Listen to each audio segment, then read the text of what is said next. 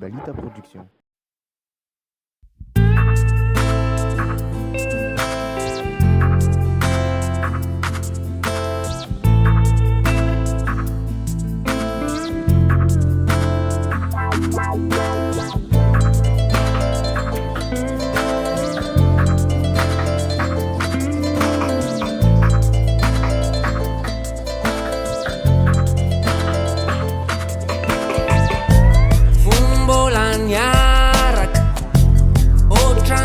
Saraka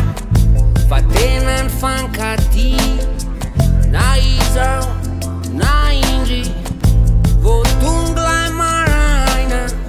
zaho velombelonaina fa ifankahitindray ifanomesozay sampotika samrotika fiarahantsika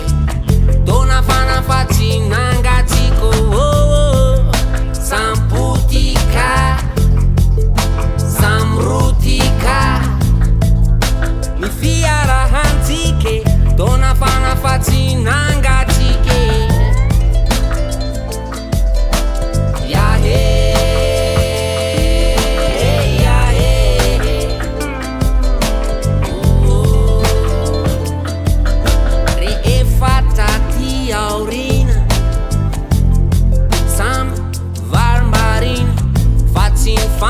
intintsony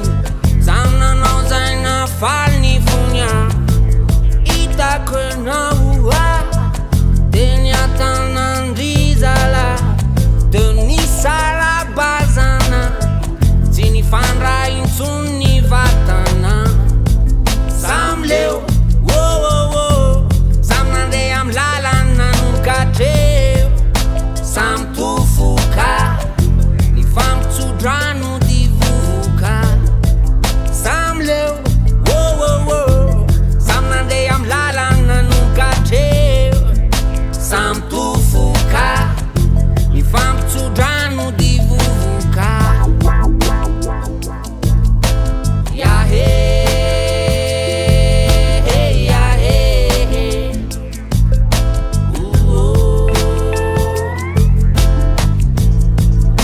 zay vita de falas aleo ivalo no tantara ny antsika efa tsy anjara mirasoa amy lalanao ao ny antsika efa tsy anjara efa tsy mety intsony zanahary ao ambony ao hitatana ny lalatsika ho tsara samy omeve sampotika samrotika ny fiarahantsika dona fanafatsinangatsika sampotika